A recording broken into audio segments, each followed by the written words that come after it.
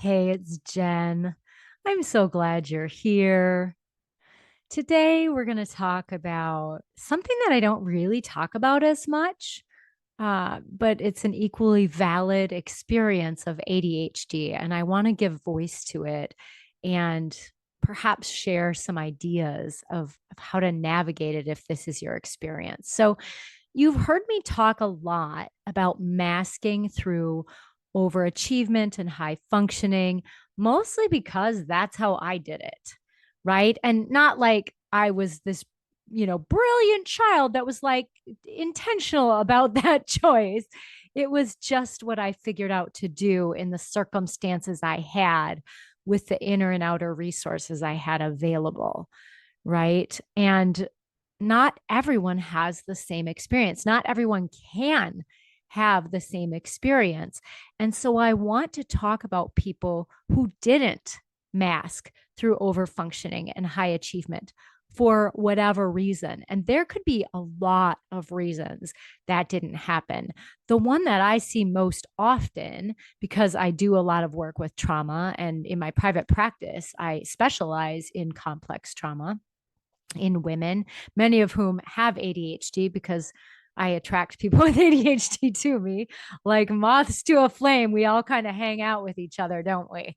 I didn't even know I was doing it, by the way. But anyway, um, I notice how trauma, complex trauma, especially, that repeated regular traumatic experience in your growing up world can impact your ability to function with ADHD in a way that maybe other people could because perhaps they had a loving family or one supportive person in their life who gave a shit, right? Kind of took them under their wing. And in my case, I had a really loving family.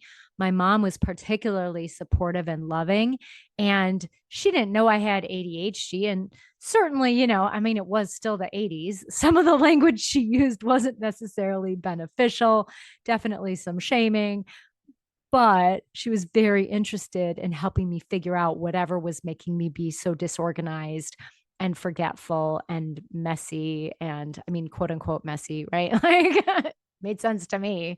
Um, but not everyone had those things. And in fact, some people grew up, and maybe this is you, being scared in your home. Maybe you didn't feel safe there, or maybe you didn't feel safe outside of your home, or maybe both. So when that happens, being able, to have the wherewithal to try extra hard in school or wherever else you were trying to do things may not have been an option for you. Because the thing is, with ADHD, it can be really hard to motivate ourselves to do things that are uninteresting. It can be really hard to motivate ourselves for things based on rewards and consequences, which is kind of what grades are. And then the threat of what would happen if we got bad grades, right? Oftentimes, the longer term threat of not getting to go to college. I don't know if that was a threat you got, but I know a lot of the people that I know had that. Um, when maybe ADHD wasn't even, let me say that again, maybe when college wasn't even an option given your ADHD or something you were even interested in. So, those ways of motivating you with ADHD, I mean, if you were over functioning and high achieving, yeah, you might have hacked your way through. I know I did. I found my way through being able to do that, but my gosh, was it draining.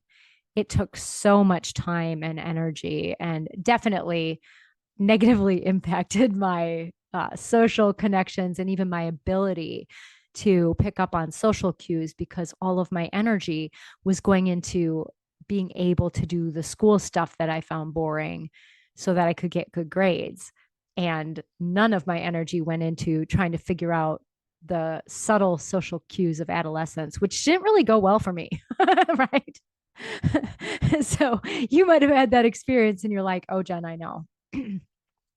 However, if you were not one of the people that did the over functioning and high achieving, there's no shame in that. And that's really important to say, because a lot of times I hear these women talk about, oh, I'm an underachiever. And it breaks my heart because I believe 100% that you got up every day, no matter what kind of ADHD you have, even if you don't have ADHD, I believe that you got up every day and did the absolute best you knew how to do in the circumstances you were in with the internal and external resources you had at the time. You did your best. You did your best. And that's all anyone can ask. It doesn't make any sense to have expected yourself to have done any differently than you did. You were a child. So I want to talk a little bit about this. And if you're like, I don't know, maybe I'm an underachiever, to be clear, I'm not using the word underachiever because I think you achieved what you could given your circumstances and resources at the time. And a lot of times you probably got called an underachiever. Maybe you were told you weren't living up to your potential if you would just focus and try harder and apply yourself, maybe those kind of things. Or maybe you got really good grades doing very little work in elementary school, maybe even part of middle school. And then it caught up with you because there were some things that maybe you didn't learn, but you were really good at passing tests and doing enough homework to get good grades.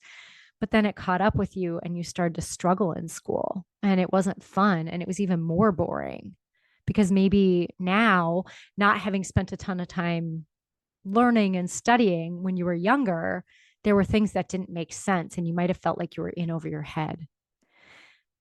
And that's not bad or wrong. It's just one of the many paths that people take with ADHD. You may be, you know what, VAs, that was a long pause. I need you to take that out. I'm so sorry. I will clap, clap. You might have even been like super bored with school. And perhaps you found ways to self medicate to make your life more interesting. Like maybe you experimented with drugs and alcohol or smoking or, whatever you did. Maybe you got into like, I know some kids nowadays, they do these like high doses of caffeine and things like that, which doesn't sound terrible, but the amount that they're taking is pretty intense and definitely not helping sleep and long-term health and blah, blah, blah. Not that anyone is thinking about that when they're a child or adolescent. It's just that sometimes that's how people with ADHD self-medicate. And you might have had a crap ton of fun. Certainly I didn't have fun, not much. I mean, like I had glimmers of fun, but most of my life was focused on doing well in school, especially once I hit like maybe seventh, eighth grade, but especially once I hit high school. It was like all my free time went to that.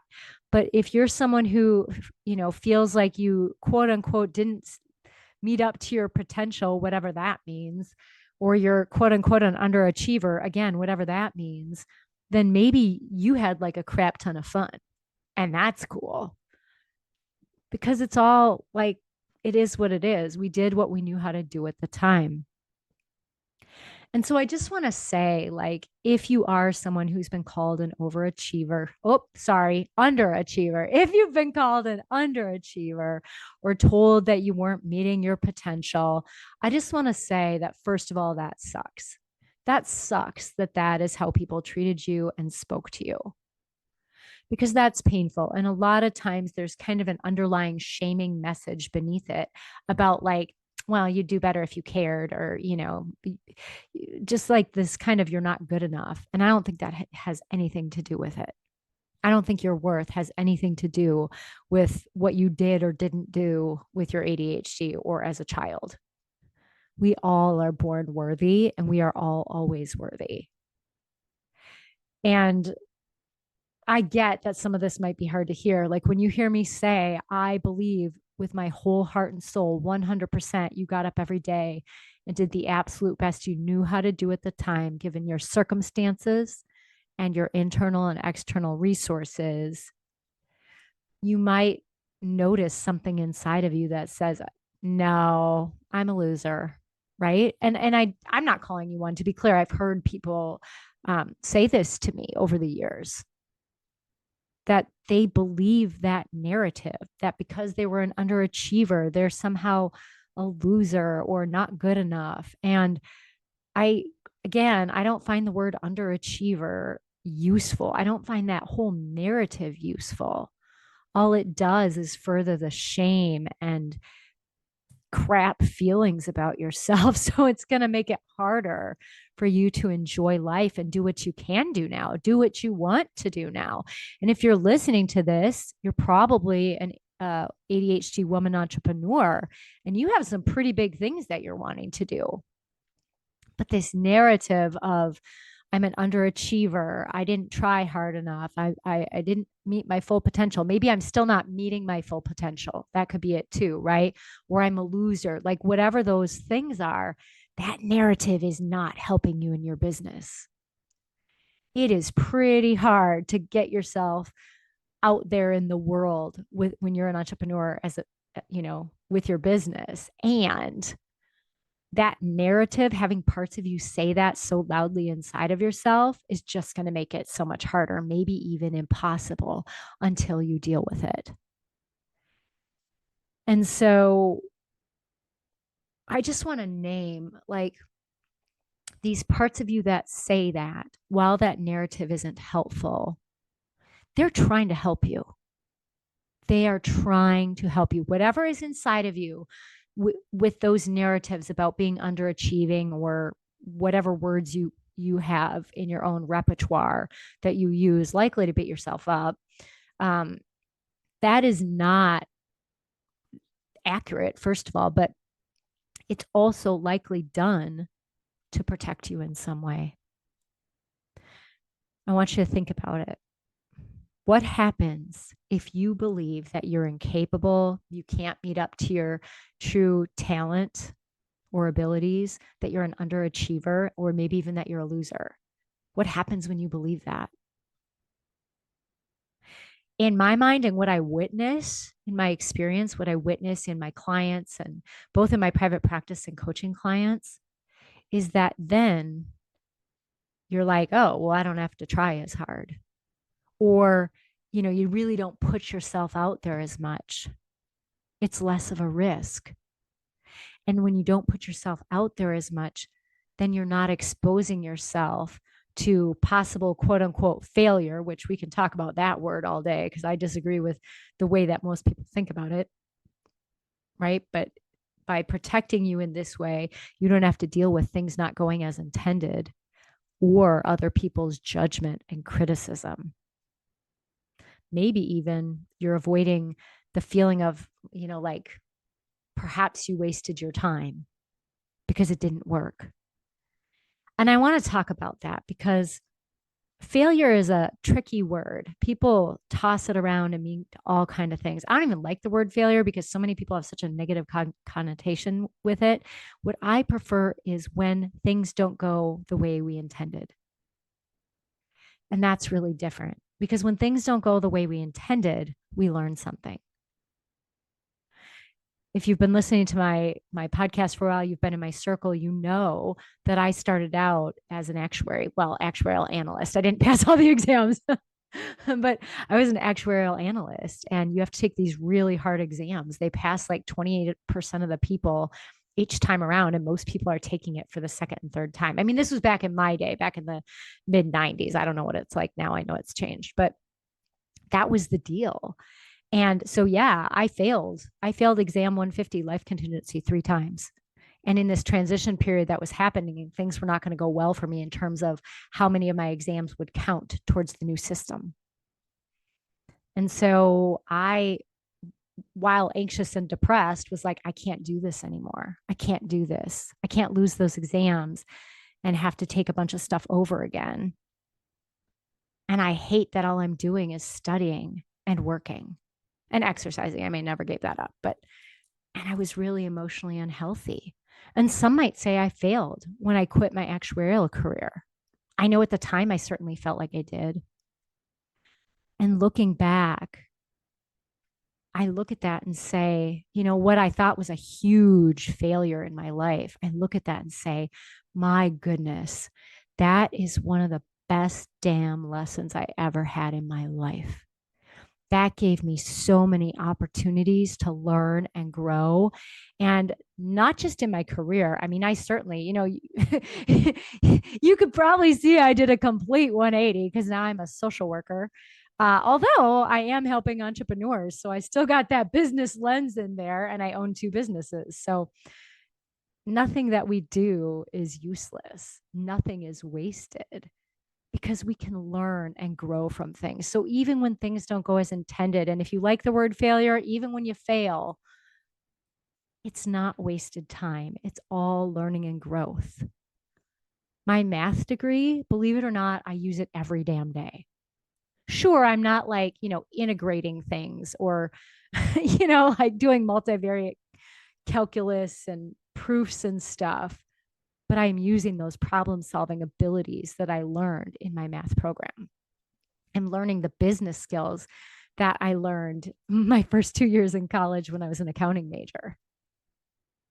I'm learning, or using rather, what I learned my nearly 4 years as an actuarial analyst in the business world. And sure, maybe your story is different, but I bet if you look at the things that maybe you have thought are failures or times when you've quote unquote underachieved, whatever that means, there's some life lessons there if you haven't already found them. So none of that time was wasted.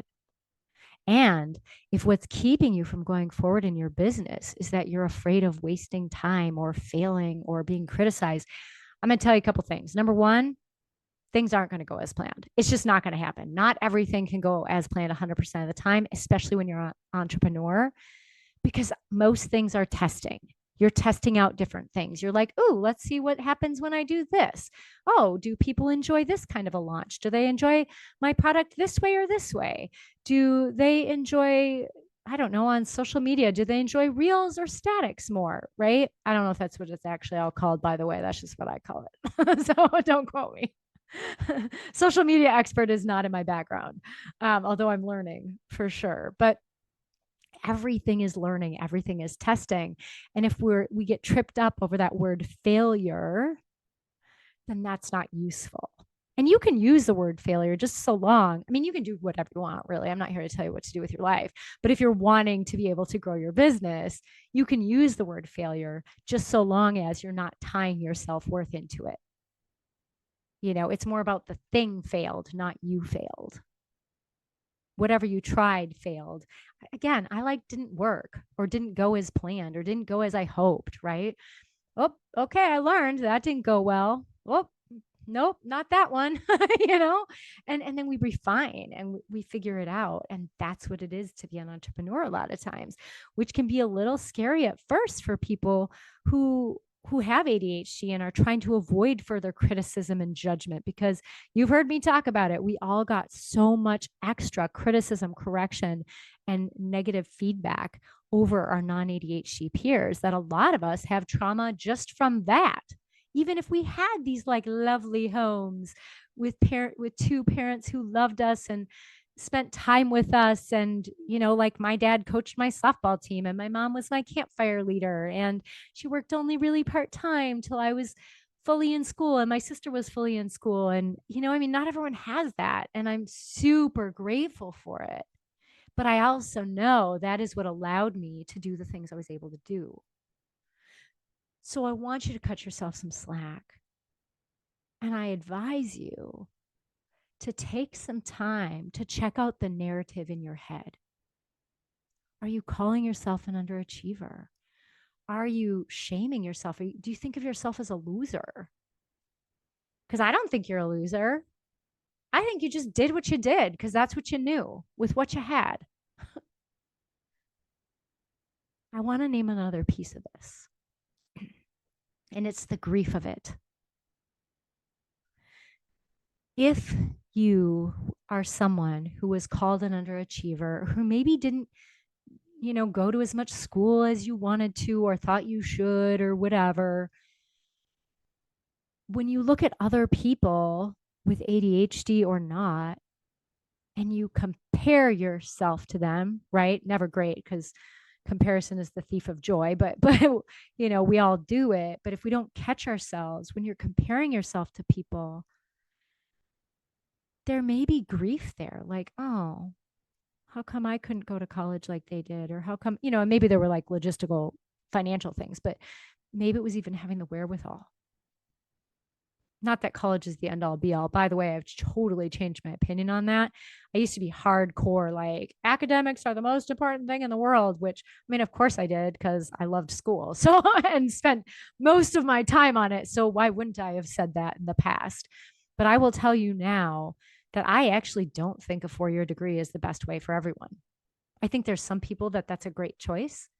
And I think there's a lot of other people who can find other ways to find meaningful work for which they're well paid and can support themselves if they want that. That doesn't require going to school for 4 years and likely creating mountains and mountains of debt. Okay, VAs, I just had to clear my throat. I'm going to take a sip of water and then I'm going to have you start from there.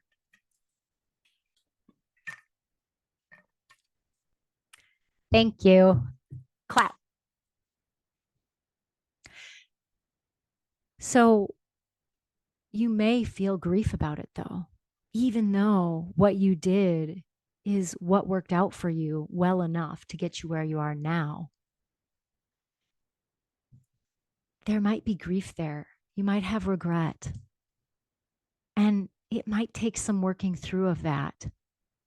Not because you're less than, not because you should have done different, because you wanted to have done different. And there may be some grief and loss there now, because now you can't. You can't go back.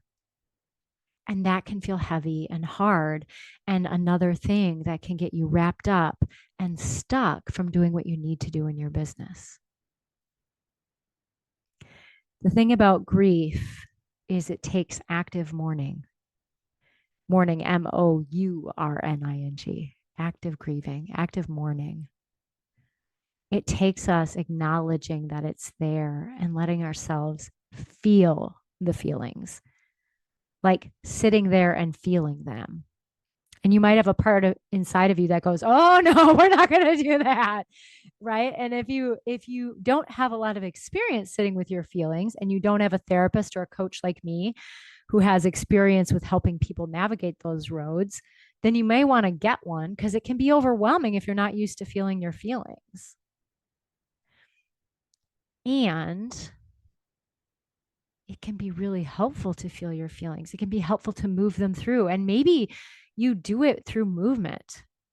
Maybe you feel your feelings. I used to go to yoga classes publicly. Now I mostly practice in my home with myself, like by my own self. But sometimes people would cry on their mat and you could tell they were just working through feelings. That happened to me after my mom died. Not a lot before that, but I spend a lot of time sitting with my feelings at home. But I'm a therapist, so that kind of, I mean, I'm more likely to have done that. It's just there's a lot of ways that you can work through your feelings, whether it's grief or regret, or you might even feel shame. And shame's a tricky one. Shame loves secrecy. Shame loves secrecy. And Brene Brown introduced us to that. She's a shame researcher. She's done some amazing stuff on vulnerability, and her books are amazing. If you haven't heard of Brene Brown or checked her out yet, I highly recommend you check out her Netflix talks, her documentary, not Netflix talks, TED Talks. She's got 2 TED Talks and then she's got a Netflix documentary. I highly recommend you check those out. If you're going to read one of her books and you haven't read any, I recommend starting with The Gifts of Imperfection because that touches on the shame piece and the vulnerability piece. There's lots of ways to do this work, and sometimes it can be really heavy, and you can benefit from working with someone one-to-one. In my one-to-one coaching, I can help you work through this because I can do IFS in my one-to-one coaching, which is internal family systems, working with the parts of you who hold this. So if that is something you're interested in doing, I'll put a link to the application for one-to-one coaching with me in the show notes. And if you're interested, if I have time in my schedule, right? Because like if everyone's like, yes, me, I only have so many hours in the day. And I'll take however many I can. And at the same time, like, I want to do good work. So if that interests you, you're welcome to do that. Or you might find another way, someone else in your community who can support you in this. But whatever it is, if you're noticing big piles of shame and grief and regret, yeah, you can work with the parts of you who are pushing you down and do some of that. But a lot of times, those are such big feelings, it can require additional assistance. All right, y'all. It has been nice to connect with you, even though it's kind of over a heavy topic. I'm always happy to hold space for you. And if you found something useful about this and think someone else might also, please share. And I'd love it if you'd follow this podcast, The Self Loved Woman Way. Take care, and I'll catch you next time.